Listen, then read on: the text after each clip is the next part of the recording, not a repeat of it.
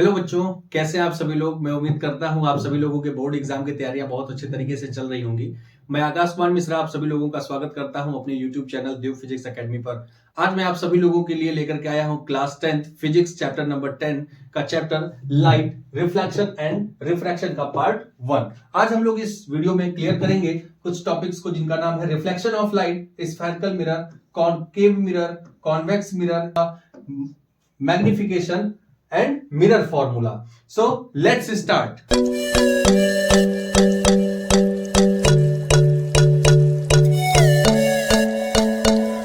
सबसे पहला हम लोगों का टॉपिक है लाइट। तो आइए देखते हैं जरा लाइट क्या है। Light is a form of energy which give us the power of vision. Light एक एनर्जी का फॉर्म है जो हम लोगों को किसी भी ऑब्जेक्ट को देखने के लिए पावर प्रोवाइड करता है। ठीक है, कौन सी एनर्जी होती है इसके अंदर? लाइट के अंदर फोटॉन्स होते हैं। फोटॉन्स क्या होते हैं? छोटे छोटे एनर्जी के पैकेट्स होते हैं। ठीक है, जो हम लोगों को पावर सप्लाई करते हैं किसी भी ऑब्जेक्ट को देखने के लिए। In this chapter we will study the phenomena of reflection and refraction. देखिए, लाइट के कुछ फिनोमेना हैं जैसे कि रिफ्लेक्शन और रिफ्रैक्शन। इस चैप्टर में हम लोग स्टडी करेंगे using the property of light. Light की कुछ प्रॉपर्टी का यूज करके। और कौन सी वो प्रॉपर्टी है? तो light propagate in a straight line. ठीक है, लाइट हमेशा एक स्ट्रेट लाइन में ट्रेवल करती है। इसी बेसिक प्रॉपर्टी का यूज करके हम लोग कुछ फिनोमिना जो है लाइट के, जैसे कि रिफ्लेक्शन है, रिफ्रैक्शन है, इनको स्टडी करेंगे। ठीक है, light wave travel from one point two another along a straight line. Light एक जगह से दूसरी जगह तक जाने के लिए हमेशा एक स्ट्रेट पाथ में ही ट्रेवल करती है। ठीक है, इसका बहुत अच्छा एग्जांपल देखिए, यहां पर हमारे सामने फिगर में बना हुआ है कि यहां पर एक कैंडल जल रही है, जिसकी फ्लेम को देखने के लिए ये पर्सन क्या कर रहा है? एक स्ट्रेट पाइप का यूज कर रहा है, जिसके थ्रू लाइट इसकी आंखों तक आ रही है और वो उस फ्लेम को देख पा रहा है। लेकिन देखिए इस वाले फिगर में क्या है, इसने जो पाइप ली है वो बीच में थोड़ी सी बेंड है, जिसकी वजह से लाइट यहां से आगे की तरफ नहीं जा पा रही है। क्यों? क्योंकि लाइट की जो प्रॉपर्टी है वो हमेशा एक स्ट्रेट पाथ को फॉलो करने की है, ना कि बेंड होकर की, जिसकी वजह से ये पर्सन इस फ्लेम को नहीं देख पा रहा है। ठीक है ना, आगे चलते हैं हम लोग। अगला टॉपिक है हम लोगों का रे ऑफ लाइट। देखिए, जब कोई भी लाइट का प्रोपागेशन होता है एक पॉइंट से दूसरे पॉइंट की तरफ, तो वहां पर हम लोग एक स्ट्रेट लाइन के थ्रू उसको रिप्रेजेंट करते हैं और उसी स्ट्रेट लाइन को हम लोग कहते हैं रे ऑफ लाइट। ठीक है ना, उसे हम लोग कहते हैं ray of light. Next one है beam of light. It is a bunch of ray of light. यानी कि बहुत सारी अगर रे ऑफ लाइट है उनको मिला दिया जाए, उनका गुच्छा बना दिया जाए, तो उसी को हम लोग कहते हैं बीम ऑफ लाइट। देखिए यहां पर फिगर में भी बना हुआ है, ये जो एक स्ट्रेट लाइन है ये क्या कहला रही है? ये है हमारी रे ऑफ लाइट। लेकिन यहां पर देखिए कई सारी रे ऑफ लाइट है जो इस पॉइंट सोर्स से बाहर की तरफ जा रही हैं। इसे अगर हम एक साथ कहना चाहें तो कहेंगे बीम ऑफ लाइट। इन सभी को हम लोग क्या कहेंगे? Beam of light. ठीक है, अगर हम बीम ऑफ लाइट की बात करें तो बेसिकली कितने 3 टाइप्स की होती है। कौन कौन सी होती है? पैरेलल बीम, डाइवर्जेंट बीम और कन्वर्जेंट बीम। पैरेलल बीम का मतलब यह है कि जितनी भी रे ऑफ लाइट इसमें होंगी वो सभी एक दूसरे के पैरेलल होंगी, एक दूसरे के सभी पैरेलल होंगी। लेकिन अगर मैं बात करूं डाइवर्जेंट बीम की, तो डाइवर्जेंट बीम किसी भी पॉइंट सोर्स से डाइवर्ज हो रही होंगी। डाइवर्ज का मतलब होता है बिखरना, यानी कि किसी भी पॉइंट सोर्स से बिखर रही होंगी अलग अलग डायरेक्शंस में। और अगर हम कन्वर्जेंट बीम की बात करें तो कन्वर्ज का मतलब होता है कलेक्ट करना, इकट्ठा होना, किसी भी एक पॉइंट पर इकट्ठा होना। देखिए यहां पर जितनी भी रे ऑफ लाइट है सभी एक पॉइंट पर आकर के कलेक्ट हो रही हैं, तो इसे हम लोग कहते हैं कन्वर्जेंट बीम। ठीक है ना, चलिए आगे चलते हैं। अगला जो टॉपिक है हम लोगों का reflection of light. The phenomena of bouncing back of light falling on an object in the same medium is known as reflection of light. यानी कि किसी सेम मीडियम में जब लाइट किसी भी रिफ्लेक्टिंग सरफेस पर इंसिडेंट होती है और अपने पाथ से डेविएट हो जाती है, हमको पता है कि लाइट की प्रॉपर्टी होती है वो हमेशा एक स्ट्रेट पाथ में प्रोपागेशन करती है। लेकिन अगर वो अपने पाथ से स्ट्रेट लाइन में जाने की बजाय कहीं बेंड हो जाए या फिर डेविएट हो जाए, तो इस टाइप का जो फिनोमिना होता है उसे हम लोग कहते हैं रिफ्लेक्शन ऑफ लाइट। देखिए यहां पर फिगर में ये देखिए जो टॉर्च से निकलने वाली लाइट रे है, देखिए यहां पर जैसे इस प्लेन मिरर के ऊपर इंसिडेंट होती है, यहां से अपने पाथ को चेंज कर देती है और इस डायरेक्शन की तरफ चली जाती है। ठीक है, और इसी फिनोमिना को हम लोग कहते हैं रिफ्लेक्शन ऑफ लाइट। ठीक है, यहां पर देखिए ये जो लाइट इंसिडेंट कर रही है किस पे, प्लेन मिरर के ऊपर, उसे हम कहते हैं इंसिडेंट रे, और जो प्लेन मिरर से रिफ्लेक्ट होकर के जो रे चली गई उसे हम लोग कहते हैं रिफ्लेक्टेड रे। ठीक है ना, ये है हमारा रिफ्लेक्टेड रे। और यहां पर देखिए अगर मैं एक नॉर्मल ड्रॉ करता हूं, किसके ऊपर, प्लेन मिरर के ऊपर अगर मैं एक नॉर्मल ड्रॉ करता हूं तो इंसिडेंट रे और नॉर्मल के बीच जो बनने वाला एंगल होगा उसे कहते हैं एंगल ऑफ इंसिडेंस, और रिफ्लेक्टेड रे और नॉर्मल के बीच जो बनने वाला एंगल है उसे हम कहते हैं एंगल ऑफ रिफ्लेक्शन। ठीक है ना, चलिए आगे चलते हैं। लॉज ऑफ रिफ्लेक्शन, दो लॉज हैं, देखिए कौन कौन से।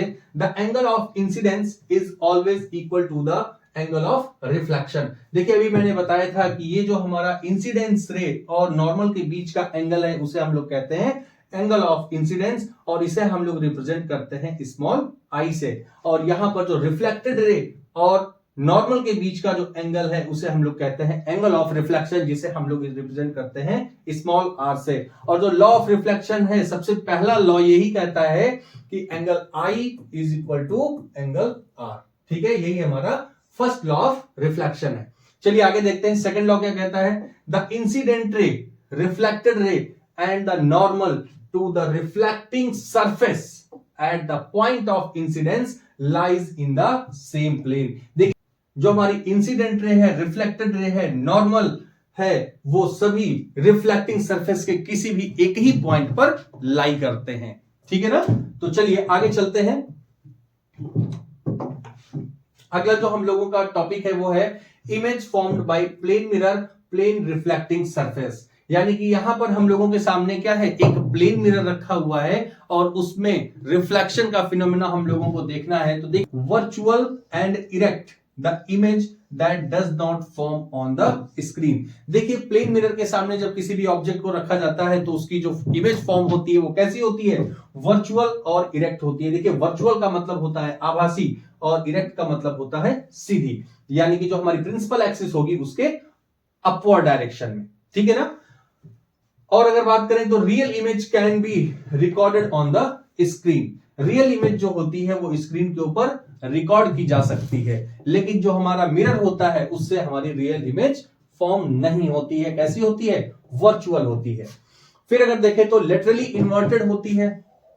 The left side of the object appears on the right side of the image. देखिए लेटरल इन्वर्जन का मतलब ये होता है कि जब हम किसी भी प्लेन मिरर के सामने खड़े होते हैं तो मैं अगर अपना लेफ्ट हैंड ऊपर करता हूं तो मुझे ऐसा दिखाई देगा इमेज में कि मैं अपना राइट हैंड ऊपर कर रहा हूं, और अगर मैं अपना रियल में राइट हैंड ऊपर करूंगा तो मुझे ऐसा लगेगा कि इमेज में मैंने अपना लेफ्ट हैंड ऊपर किया हुआ है। और इसी फिनोमेना को हम लोग कहते हैं लेटरल इन्वर्जन।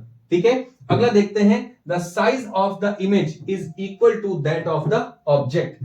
प्लेन मिरर के सामने किसी भी ऑब्जेक्ट की जो इमेज बनेगी उसकी साइज ऑब्जेक्ट की साइज के इक्वल होगी। जैसे देखिए मैं जब अगर मिरर के सामने खड़ा होता हूं तो जो मेरी एक्चुअल हाइट है, मिरर में भी मेरी इमेज जो बनती है उसकी भी height same as it is होती है। अगला पॉइंट है the image form is as far behind the mirror as the object is in front of it. मतलब कि अगर मैं प्लेन मिरर के सामने खड़ा हूं तो जितनी दूरी पर मैं प्लेन मिरर से खड़ा हूं, प्लेन मिरर से उतनी ही दूरी पर पीछे की साइड में हमारा इमेज भी बनता है। देखिए यहां पर फिगर में दिया हुआ है, मान लिया मैंने कि ये डिस्टेंस अगर हमारी कितनी है, 2 मीटर की है, तो ये जो इमेज की डिस्टेंस होगी मिरर से वो भी कितनी होगी, 2 मीटर की। और हम लोगों से कभी कभी एग्जाम में क्वेश्चन पूछा जाता है कि अगर ऑब्जेक्ट मिरर से 5 मीटर की डिस्टेंस पे रखा हुआ है तो इमेज और ऑब्जेक्ट के बीच की डिस्टेंस कितनी होती है। तो यहां पर अगर देखा जाए तो ये जो फ्रंट की डिस्टेंस है और ये बैक साइड में जो बनने वाली इमेज की डिस्टेंस है, इन दोनों को हम लोग ऐड कर देंगे, वही हमारा आंसर हो जाती है। ठीक है, आगे चलते हैं। अगला पॉइंट है हमारा reflection of light by spherical mirror. तो सबसे पहले अगर हम लोग बात करें तो स्फेरिकल सरफेस या स्फेरिकल मिरर क्या होता है ये देखते हैं। Mirrors whose reflecting surface are curved inward or outward spherically। मतलब ऐसे मिरर जिनके रिफ्लेक्टिंग सरफेस कर्व्ड होते हैं, किधर, या तो इनवर्ड साइड में या तो फिर आउटवर्ड साइड में कैसे होते हैं, कर्व्ड होते हैं। ऐसे मिरर को हम लोग कहते हैं स्फेरिकल मिरर कहते हैं। For example, spoon, the curved surface of A shiny spoon can be considered. देखिए हम लोग अपने घरों में भी देख सकते हैं कि जो स्पून होता है कुछ इस तरीके से अंदर की तरफ गहरा होता है, ये भी हमारा एक रिफ्लेक्टिंग सरफेस की तरह बिहेव करता है, और जो आउटर पार्ट होता है वो भी एक रिफ्लेक्टिंग सरफेस की तरह बिहेव करता है। और इस टाइप के रिफ्लेक्टिंग सरफेस को या इस टाइप के मिरर को हम लोग कहते हैं स्फेरिकल मिरर। देखिए यहां पर हमारे सामने एक स्फेयर है जिसको अगर मैं दो पार्ट्स में कट कर देता हूं, देखिए एक पार्ट मैंने यहां पर कट किया और दूसरा पार्ट यहां पर कट किया। एक पार्ट को मैं आउटर सरफेस पर क्या कर दूं, सिल्वर से पॉलिश कर दूं, और एक स्फेयर पार्ट का मैं इनवर्ड डायरेक्शन में यानी कि अंदर की तरफ पॉलिश कर दूं। तो देखिए जहां पर मैंने अंदर की तरफ पॉलिश किया है उसकी जो आउटर वाली सरफेस होगी वो कैसी होगी, रिफ्लेक्टिंग सरफेस होगी, और जिसका मैंने बाहर की तरफ कर्व्ड है उसको पॉलिश किया है, उसकी अंदर वाली सरफेस कैसी होगी, रिफ्लेक्टिंग सरफेस की तरह बिहेव करेगी। और यहां पर हम लोग ये भी देखते हैं कि जिसकी अंदर वाली सरफेस रिफ्लेक्टिंग सरफेस होगी उसे हम लोग कहते हैं कॉनकेव मिरर, और जिसकी बाहर वाली सरफेस रिफ्लेक्टिंग सरफेस होती है उसे हम लोग कहते हैं कॉन्वेक्स मिरर। देखिए if it is curved inward act as concave mirror, और जिसका reflecting surface outward side curved होता है उसे हम लोग कॉन्वेक्स मिरर कहते हैं। ठीक है, आगे चलते हैं।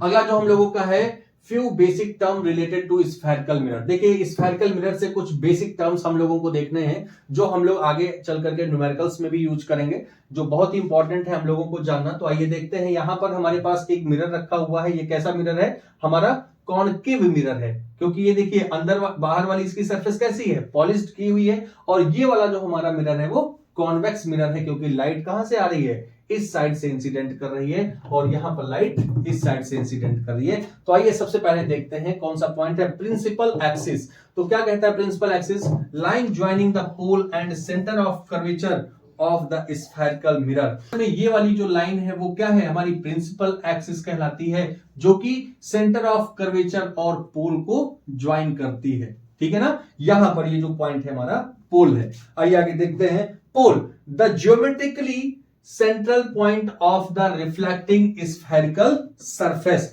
तो अगर ज्योमेट्रिकली देखा जाए तो जो ये हमारा स्फेरिकल मिरर है इसका जो मिड पॉइंट होता है उसी को हम लोग कहते हैं पोल। ठीक है, और इसे किससे रिप्रेजेंट करते हैं, कैपिटल पी से रिप्रेजेंट करते हैं। ठीक है, या फिर ये भी कह सकते हैं कि जो हमारा एपर्चर है उसका मिड पॉइंट जो होता है उसी को हम लोग पोल कहते हैं।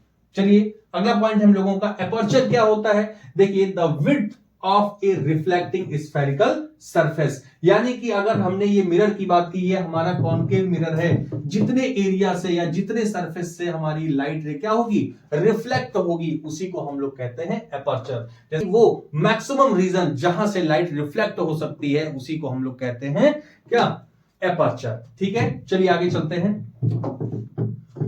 अगला जो हम लोगों का पॉइंट है वो है सेंटर ऑफ कर्वेचर। देखते हैं, the centre of the hollow glass sphere of which the spherical mirror is a part is called the centre of curvature. देखिए अभी भी हम लोगों ने क्या किया था, एक स्फीयर कंसीडर किया था और उससे दो पार्ट हमने कट करके अलग किए थे। उसमें से देखिए जैसे ये था, यहां से हमने ये पार्ट कट करके अलग किया और कहा कि ये कॉनकेव मिरर है क्योंकि इसकी आउटर सरफेस पॉलिश की हुई है। तो इस स्फीयर का भी क्या रहा होगा, एक सेंटर रहा होगा। यहां पर देखिए सी पॉइंट है, यहां पर एक सेंटर रहा होगा और इसी को हम लोग कहते हैं centre of curvature. Radius of curvature, the distance between the pole and the centre of curvature, यानी कि पोल और सेंटर ऑफ कर्वेचर के बीच की जो डिस्टेंस होती है उसे हम लोग कहते हैं रेडियस ऑफ कर्वेचर। यानी कि देखिए ये वाली जो डिस्टेंस है, ये जो डिस्टेंस है कहीं ना कहीं इस स्फीयर के केस में क्या है, रेडियस ही तो है ये। ठीक है, फोकस पॉइंट क्या होता है, focus point the point on the principal axis where all parallel rays meet after reflection is called principal focus. देखिए अगर हम लोग बात करें कि किसी भी कॉनकेव मिरर की, तो प्रिंसिपल एक्सिस के पैरेलल जितनी भी रेज कॉनकेव मिरर के ऊपर इंसिडेंट हो रही हैं वो रिफ्लेक्ट होने के बाद जिस पॉइंट पर इंसिडेंट करेंगी उसे ही हम लोग कहते हैं प्रिंसिपल फोकस। जैसे कि अगर मैंने कहा कि हमारे पास ये देखिए एक कॉनकेव मिरर है जिसकी आउटर सरफेस हमने पॉलिश की है और ये है हमारा प्रिंसिपल एक्सिस। प्रिंसिपल एक्सिस के पैरेलल जो भी लाइट रे आएगी वो इस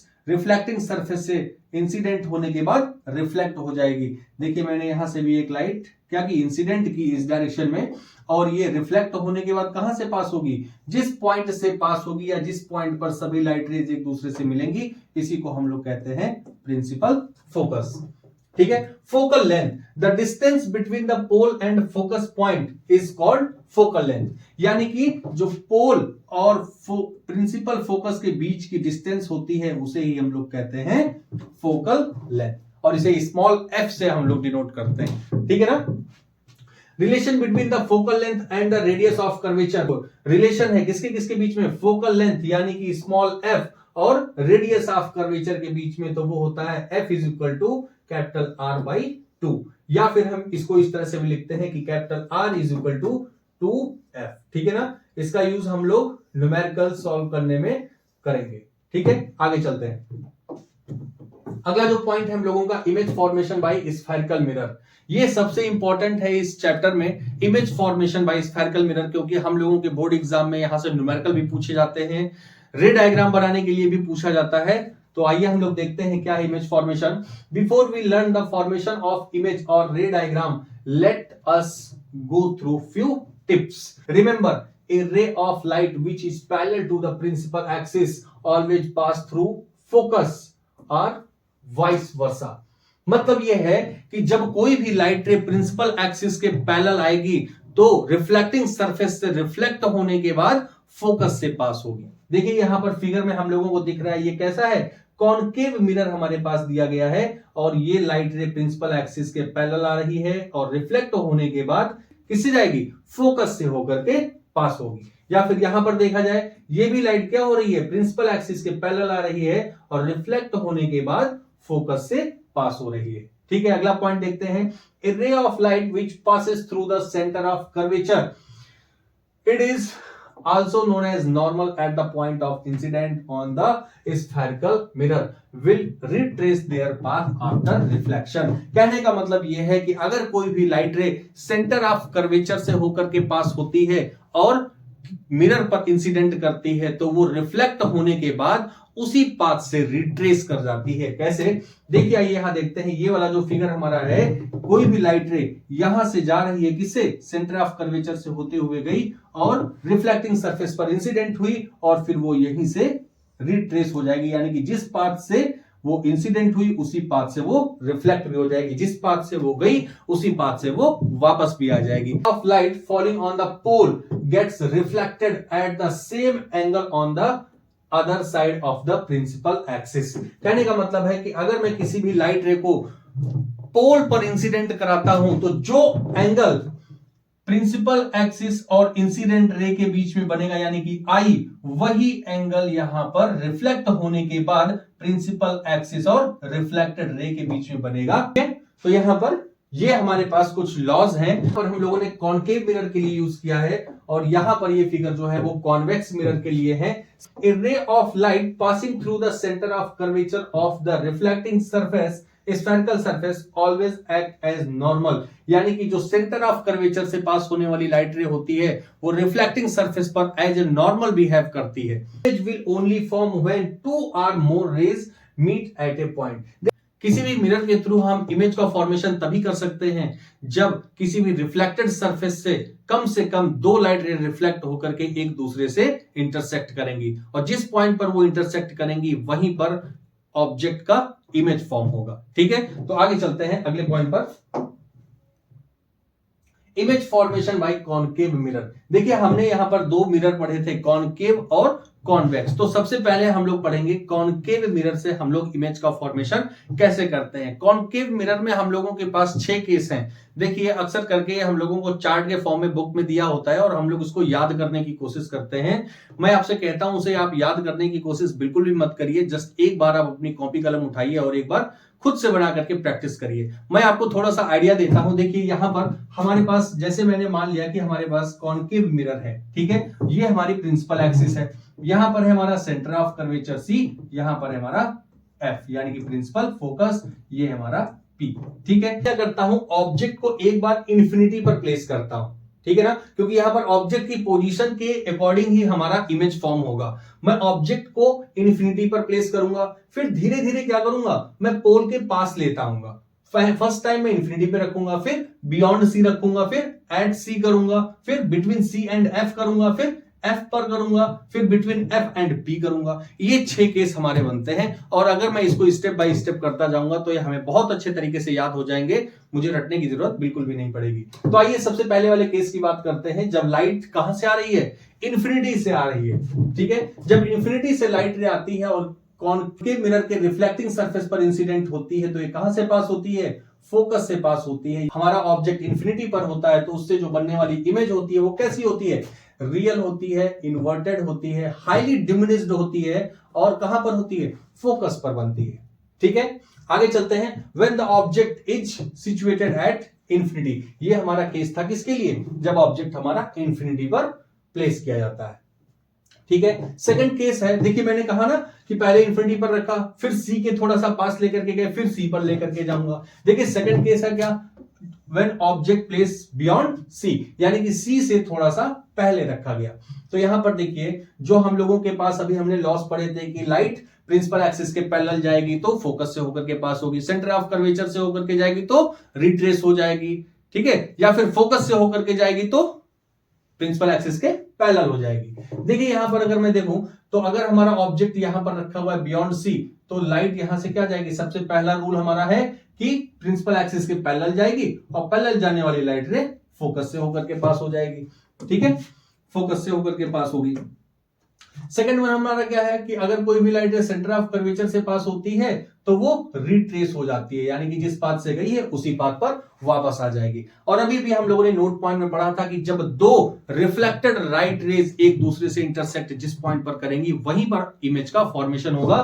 तो देखिए ये दोनों रिफ्लेक्टेड, ये वाली भी रिफ्लेक्टेड रे है और ये तो रिफ्लेक्टेड रे है ही, क्योंकि सेंटर ऑफ कर्वेचर से रिट्रेस हो रही है, तो जिस पॉइंट पर ये इंटरसेक्ट हुए हैं वहीं पर हमारा इमेज बनेगा। और अगर बात करते हैं नेचर ऑफ इमेज की, तो क्या होगा, रियल, इन्वर्टेड, डिमिनिश्ड, और कहां बन रहा है इमेज हमारा, बिटवीन सी एंड एफ। ठीक है, देखिए थर्ड पॉइंट क्या है, एट सी, जब ऑब्जेक्ट को हम कहां पर प्लेस करते हैं, सी पर प्लेस करते हैं, तो देखिए एक लाइट रे कहां जाएगी हमारी, प्रिंसिपल एक्सिस के पैरेलल जा रही है, और पैरेलल जाने के बाद फोकस से होकर के पास होगी। ये हमारा फर्स्ट लॉ अभी जो हम लोगों ने पढ़ा था। ठीक है, सेकंड वन क्या होता है कि जब कोई भी लाइट रे फोकस से होकर के पास होती है तो रिफ्लेक्ट होने के बाद प्रिंसिपल एक्सिस के पैरेलल हो जाती है। ठीक है, प्रिंसिपल एक्सिस के पैरेलल हो गई। अगर यहां पर देखा जाए तो ये दोनों रिफ्लेक्टेड लाइट रे कहां पर इंटरसेक्ट कर रही हैं, सी, एट सी पर, तो यहां पर देखिए जहां भी इंटरसेक्ट करेंगे वहीं पर हमारा इमेज फॉर्म होगा। और देखिए जस्ट इसी के ऊपर हमारा क्या था, ऑब्जेक्ट भी यहां पर प्लेस किया हुआ था।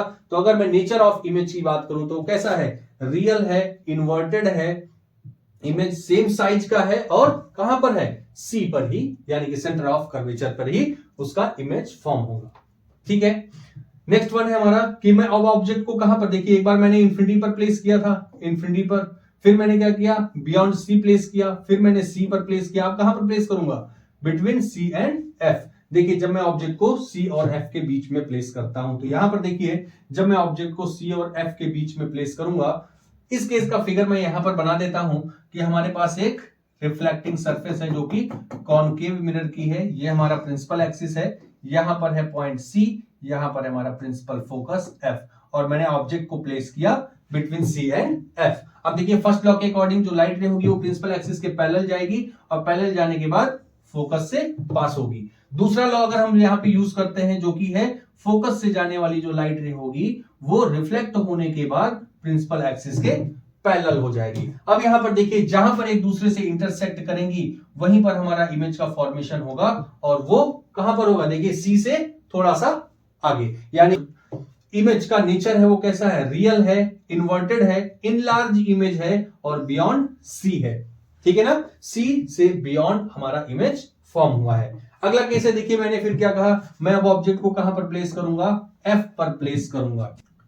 देखिए इस केस का मैं इमेज यहां पर ड्रॉ कर दे रहा हूं कि हमारे पास ये है एक कॉनकेव मिरर, और ये हमारी प्रिंसिपल एक्सिस, यहां पर है हमारा पॉइंट सी यानी कि सेंटर ऑफ कर्वेचर, ये हमारा प्रिंसिपल फोकस। देखिए मैंने ऑब्जेक्ट को कहां पर प्लेस किया है, प्रिंसिपल फोकस पर प्लेस किया है, और जब लाइट रे क्या करेगी, प्रिंसिपल एक्सिस के पैरेलल जाएगी, तो पैरेलल जाने के बाद ये फोकस से होकर के पास होगी। और दूसरी लाइट रे जब हम कहां से पास कराएंगे, अब तो मैं फोकस से नहीं पास करा सकता हूं, तो मैं क्या करूंगा, सेंटर ऑफ कर्वेचर से ही पास कराऊंगा। दूसरी लाइट रे जब सेंटर ऑफ कर्वेचर से पास होगी तो वो रिट्रेस करेगी अपने आप को। और दोनों लाइट रे आप लोगों को कैसी लग रही हैं, एक दूसरे के पैरेलल लग रही हैं, जो कि यहां पर तो कहीं इंटरसेक्ट नहीं कर रही हैं, लेकिन हम ऐसा एज्यूम करेंगे कि ये इन्फिनिटी पर जाकर के कहीं पर एक दूसरे से इंटरसेक्ट करेंगे। ऐसा होगा, वो कैसा होगा, रियल होगा, इन्वर्टेड होगा, हाईली इनलार्ज होगा, क्योंकि मैंने कहा कि वो इन्फिनिटी पर जाकर के मिलेंगी, तो ऑब्जेक्ट का जो नेचर, इमेज का जो नेचर होगा वो कैसा होगा, हाईली इनलार्ज होगा। और कहां पर इमेज बनेगी, इन्फिनिटी पर हमारी इमेज बनेगी। मैं ऑब्जेक्ट को कहां पर प्लेस करूंगा, बिटवीन एफ एंड पी। देखिए यहां पर हमारे पास एक कॉनकेव मिरर है, और यहां पर मैंने ये हमारा है प्रिंसिपल एक्सिस, और यहां पर है हमारा सेंटर ऑफ कर्वेचर, यहां पर है हमारा प्रिंसिपल फोकस। और ऑब्जेक्ट को मैंने प्लेस किया है कहां पर, बिटवीन एफ एंड पी। मैंने ऑब्जेक्ट को यहां पर प्लेस किया। अब देखिए यहां पर पहला रूल के अकॉर्डिंग लाइट रे कैसी जाएगी, प्रिंसिपल एक्सिस के पैरेलल जाएगी, और पैरेलल जाने के बाद वो क्या करेगी, रिफ्लेक्ट होने के बाद फोकस से पास होगी। ठीक है ना, पैरेलल जाने के बाद वो रिफ्लेक्ट होकर के फोकस से पास होगी। अब दूसरी लाइट रे हम कहां से पास कराएंगे, तो दूसरी लाइट रे हम सेंटर ऑफ कर्वेचर से पास कराएंगे। सेंटर ऑफ कर्वेचर से जो पास होने वाली लाइट रे होगी वो रिट्रेस करेगी अपने आप को, जाकर के डाइवर्ज होती हुई दिखाई दे रही होंगी। और अगर डाइवर्ज हो रही हैं तो एक दूसरे से कभी इंटरसेक्ट ही नहीं करेंगे, और अगर इंटरसेक्ट नहीं करेंगी तो इमेज का फॉर्मेशन नहीं होगा। लेकिन हमको इमेज तो बनाना ही है, तो हम क्या करते हैं, इसको थोड़ा सा बैक ट्रेस करते हैं। और जब हम इसको बैक ट्रेस करेंगे तो हम लोगों को ऐसा प्रतीत होगा कि पीछे जाकर के कहीं एक दूसरे को इंटरसेक्ट करती हुई दिखाई देंगी, और जहां पर भी इंटरसेक्ट करेंगी वहां पर हमारा इमेज फॉर्म होगा। तो अगर हम लोग नेचर की बात करें कि नेचर ऑफ इमेज क्या होगा, तो देख इसके पहले हमने सभी केसों में देखा कि हमारे जो इमेज का नेचर था वो कैसा था, रियल था और इन्वर्टेड था। मैक्सिमम में रियल और इन्वर्टेड कॉमन था, लेकिन हमने लास्ट में जब ऑब्जेक्ट को फोकस और पोल के बीच में प्लेस किया तो हमारा जो इमेज का नेचर आया वो वर्चुअल है, इरेक्ट है। इरेक्ट का मतलब upward the principal axis, virtual का मतलब बिहाइंड द मिरर। ठीक है, आभासी हम लोगों को यहां पर इमेज फॉर्म हुई है, और कैसी है, इन लार्ज है, ऑब्जेक्ट से काफी बड़ी है, बिहाइंड द मिरर है। नेक्स्ट वन है हमारा image formation by convex mirror. अभी हम लोगों ने देखा कि हमारे पास टोटल 6 केस थे, किसके, कॉन्केव मिरर से इमेज फॉर्म करने के। और अब हम देखेंगे कॉन्वेक्स मिरर से इमेज कैसे फॉर्म करेंगे। तो कॉन्वेक्स मिरर के साथ हमारे पास 2 केस हैं, जिनमें कि एक बार ऑब्जेक्ट हमारा कहां पर प्लेस होगा, इन्फिनिटी पर होगा, और दूसरे केस में इन्फिनिटी और पोल के बीच में रखा जाएगा। और उन्हीं इमेज फॉर्मेशन के लॉस का यूज करते हुए हम लोग यहां पर इमेज को फॉर्म करेंगे। तो आइए सबसे पहले हम लोग देखते हैं कि जब हमारा ऑब्जेक्ट कहां पर होता है, इन्फिनिटी पर होता है। देखिए जब ऑब्जेक्ट इन्फिनिटी पर होगा तो लाइट रे जब प्रिंसिपल एक्सिस के पैरेलल आएंगी, तो पैरेलल आने के बाद रिफ्लेक्ट होंगी रिफ्लेक्टिंग सरफेस से, और वो फोकस से पास होगी। तो हमको ये पता है कि यहां से जब ये रिफ्लेक्ट होगी तो लाइट रे कुछ इस डायरेक्शन की तरफ डेविएट हो जाएगी। लेकिन अगर मैं इस रिफ्लेक्टेड लाइट को पीछे की तरफ रिट्रेस करता हूं तो ये वो होगा प्रिंसिपल फोकस। ठीक है ना। अगर हम पोजीशन की बात करते हैं तो कहां होगा, बिहाइंड द मिरर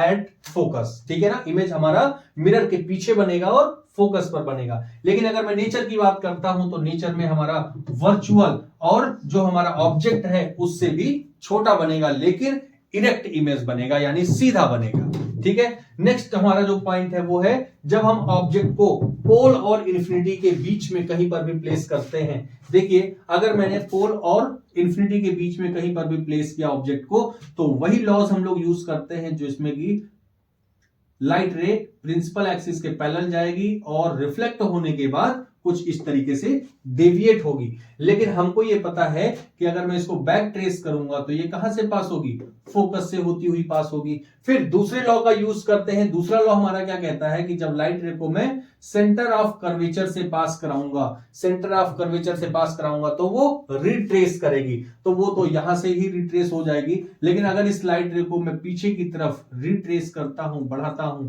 तो यहां पर ये दोनों लाइट रे क्या करेंगी, एक दूसरे को इंटरसेक्ट करेंगी और जिस पॉइंट पर इंटरसेक्ट करेंगी वहीं पर इमेज का फॉर्मेशन होगा। तो अगर मैं पोजीशन की बात करता हूं तो behind the mirror between focus and pole, तो जो हमारा इमेज बनेगा वो पोल और फोकस के बीच में बनेगा, लेकिन वो मिरर के पीछे बनेगा। ठीक है। और अगर नेचर की बात करते हैं तो वो वर्चुअल होगा, इरेक्ट होगा और स्मॉलर होगा। यानी कि देखिए यहां से हम दो चीजें याद रख सकते हैं। अगर हमें कॉन्वेक्स मिरर से इमेज को फॉर्म करना है तो यहां पर नेचर जो होगा वो दोनों ही केस में वर्चुअल होगा और इरेक्ट भी होगा, वर्चुअल के साथ इरेक्ट भी होगा, और हमेशा इमेज कैसी बनेगी, स्मॉलर बनेगी, यानी कि छोटी बनेगी। ठीक है। तो आगे चलते हैं हम लोग। अगला जो पॉइंट है हम लोगों का, uses of concave mirror and convex mirror. तो देखिए बेसिकली यूज के बारे में, use in torch, search light and headlight of vehicle. देखिए टॉर्च में और व्हीकल की हेडलाइट्स में हम लोग कौन सा मिरर यूज करते हैं, हम लोग कॉनकेव मिरर का यूज करते हैं। क्यों कॉनकेव मिरर का यूज करते हैं, क्योंकि कॉनकेव मिरर कैसा होता है, कन्वर्जेंट होता है। कैसा होता है, convergent. Use to see large image of face as shaving mirror. हम लोग सेविंग करते हैं, बियर्ड की या मुस्टैच की अपनी सेविंग करते हैं, तो वहां पर भी हम लोग जो मिरर का यूज करते हैं वो कैसा मिरर होता है, कॉनकेव मिरर होता है। Use by dentist to see large image of the teeth. Large concave mirror use to focus sunlight in solar furnaces. तो जरा देखते हैं कॉन्वेक्स मिरर के यूज क्या है। Use as rear view mirror. देखिए यहां पर हम लोगों ने देखा है कि हमारी व्हीकल में या फिर कार में या जितनी भी मोटर व्हीकल होती है उनमें एक पीछे की तरफ देखने के लिए हमारे पास मिरर लगा होता है, और वो कौन सा मिरर होता है, वो होता है कॉन्वेक्स मिरर। ठीक है। Because it give an erect image, it also help the driver to view a large area. क्यों, अभी हम लोगों ने देखा था कि कॉन्वेक्स मिरर से हमेशा कैसी इमेज बन रही थी, छोटी इमेज बन रही थी। तो अगर छोटी छोटी इमेज बनती जाएगी तो हम ज्यादा से ज्यादा एरिया में पीछे की तरफ उस मिरर से देख सकते हैं कि पीछे कौन सी गाड़ी आ रही है, कौन सी नहीं आ रही है। आगे हम लोगों का sign convention for reflection by spherical mirror. ये बहुत ही इंपॉर्टेंट टॉपिक है साइन कन्वेंशन, क्योंकि अक्सर जब हम लोग मिरर फॉर्मूला या फिर लेंस फॉर्मूला का यूज करते हैं तो वहां पर साइन कन्वेंशन में हम लोगों से गलतियां हो जाती हैं, जिसकी वजह से हम लोगों के कैलकुलेशन गलत हो जाते हैं। बहुत ही छोटा सा पॉइंट है, आइए हम लोग जरा देखते हैं। यहां पर हमारा मिरर है और ये है प्रिंसिपल एक्सिस। कुछ पॉइंट्स हैं, देखिए the object is always placed to the left side of the mirror. देखिए ऑब्जेक्ट जब हम कभी भी मिरर के सामने या लेंस के सामने प्लेस करेंगे तो हमेशा मिरर के लेफ्ट साइड में हम प्लेस करेंगे। ठीक है, मिरर के लेफ्ट साइड में हमेशा ऑब्जेक्ट को प्लेस किया जाएगा।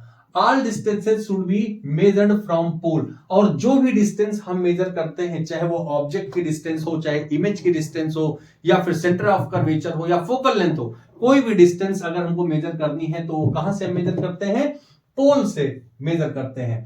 Parallel to principal axis, principal axis के पैरेलल पोल से हम लोग हर एक डिस्टेंस को मेजर करते हैं।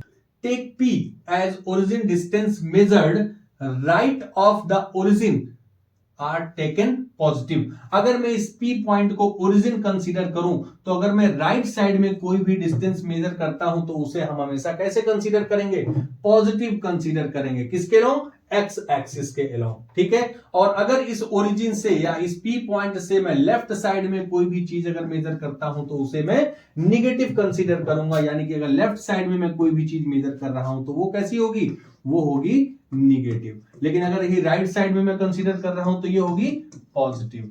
ठीक है ना। लेकिन किसके अलोंग, ये ध्यान देना हमें, एक्स एक्सिस के अलोंग हॉरिजॉन्टली। ठीक है ना। Perpendicular to and above principal axis are taken positive. यानी कि इस प्रिंसिपल एक्सिस के परपेंडिकुलर अगर मैं अपवर्ड डायरेक्शन में कोई भी डिस्टेंस मेजर कर रहा हूं इस तरीके से, तो उसे हम हमेशा पॉजिटिव कंसीडर करेंगे। Perpendicular to and below principal axis are taken negative. और इसी प्रिंसिपल एक्सिस के बिलो यानी कि डाउनवर्ड डायरेक्शन में अगर मैं कोई भी डिस्टेंस अगर मेजर करता हूं तो उसे मैं नेगेटिव कंसीडर करूंगा। ठीक है, बहुत ही आसान था। देखिए हमने क्या किया, P पॉइंट को फोकस कर लिया और P पॉइंट से अगर मैं राइट साइड गया तो पॉजिटिव, लेफ्ट साइड गया तो निगेटिव। P पॉइंट से अगर ऊपर या प्रिंसिपल एक्सिस से अगर मैं ऊपर की तरफ गया तो पॉजिटिव, नीचे की तरफ गया तो निगेटिव। बहुत ही आसान था। ठीक है, आगे चलते हैं। अगला पॉइंट है हमारा मिरर फॉर्मूला। फॉर्मूला क्या है, 1/f is equal to 1/v plus 1/u। यहां पर f क्या है हमारी, f है हमारी फोकल लेंथ। देखिए यहां पर लिखा हुआ है f distance between f and p, और इस लेंथ को हम लोग क्या कहते हैं, फोकल लेंथ। क्या कहते हैं, focal length.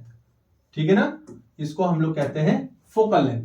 v distance of image from the pole, तो ये v क्या है हमारी, ये है डिस्टेंस, किसकी डिस्टेंस, इमेज की।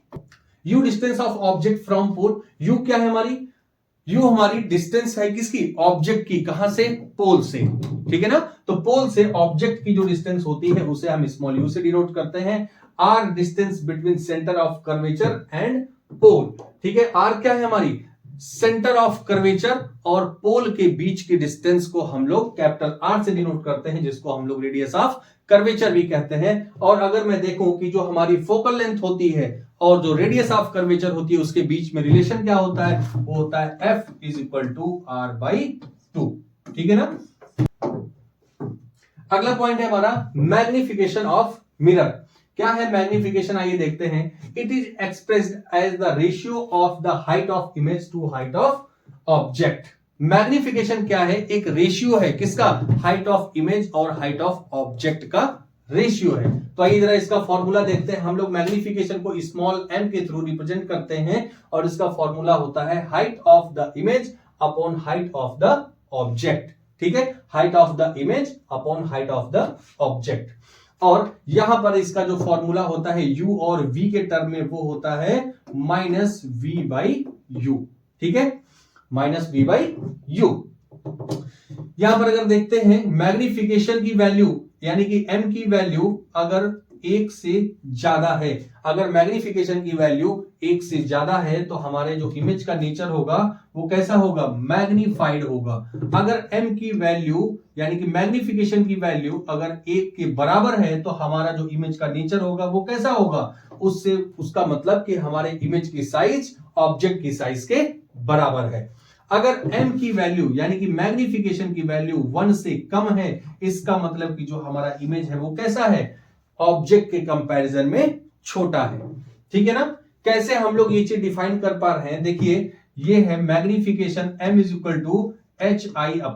hi/ho। ठीक है, अब एक बात बताइए, मैं कह रहा हूं यहां पर ये है हाइट ऑफ इमेज, ये है हाइट ऑफ ऑब्जेक्ट। अगर एक बात कहिए कि मैं इसको कहता हूं हाइट ऑफ ऑब्जेक्ट कम है, ठीक है, देखिए ये 1 से ज्यादा कब आ सकता है, जब डिनोमिनेटर कम हो और डिनोमिनेटर ज्यादा हो, उसी केस में ये 1 से ज्यादा आ सकता है। अगर मैं कहता हूं कि इन दोनों की वैल्यू 1 आती है तो वो किस केस में आ सकती है, जब इसकी वैल्यू इसकी वैल्यू के बराबर होगी तभी 1 आ सकता है, तो हम कहेंगे सेम साइज की इमेज हमारी बनेगी। यानी कि अगर मैं कहता हूं कि हाइट ऑफ इमेज हमारी कम है वैल्यू, यानी नॉमिनेटर की वैल्यू कम है और डिनोमिनेटर की वैल्यू ज्यादा है, तो इसका मतलब यहां पर हमारी m की वैल्यू 1 से भी कम आएगी, और उस केस में हमारा जो इमेज होगा वो कैसा होगा, ऑब्जेक्ट के कंपैरिजन में छोटा होगा। यहां पर देखिए h इज ऑलवेज पॉजिटिव, ये h किसके लिए है, ये है ऑब्जेक्ट के लिए, यानी कि जो हमारी हाइट ऑफ ऑब्जेक्ट होगी उसको हम लोग हमेशा पॉजिटिव कंसीडर करेंगे, क्योंकि जब प्रिंसिपल एक्सिस पे हम लोग ऑब्जेक्ट को रिप्रेजेंट करते हैं तो वो हमेशा अपवर्ड डायरेक्शन में ही करते हैं। ठीक है, जो कि हमेशा पॉजिटिव कंसीडर किया जाता है। Height of image is positive for virtual, यानी कि अगर हमारा जो इमेज है वो वर्चुअल है तो उसके लिए हम उसकी हाइट पॉजिटिव कंसीडर करते हैं, और अगर हमारा इमेज रियल बना हुआ है तो उसके लिए हम height of object height of image negative consider करते हैं। ठीक है, तो आगे चलते हैं हम लोग। ओके, तो आज हम लोगों के यहां तक टॉपिक क्लियर हो गए हैं। मैंने कोशिश यही की है कि आपका एक फुल रिवीजन हो जाएगा इन टॉपिक्स का, और मैं उम्मीद करता हूं कि आप सब लोगों के समझ में आ रहा है। अगर आप लोगों के समझ में आ रहा है तो आप लोग लाइक भी करिए, कमेंट करिए और अपने दोस्तों से शेयर भी करिए। Thank you very much for watching with me.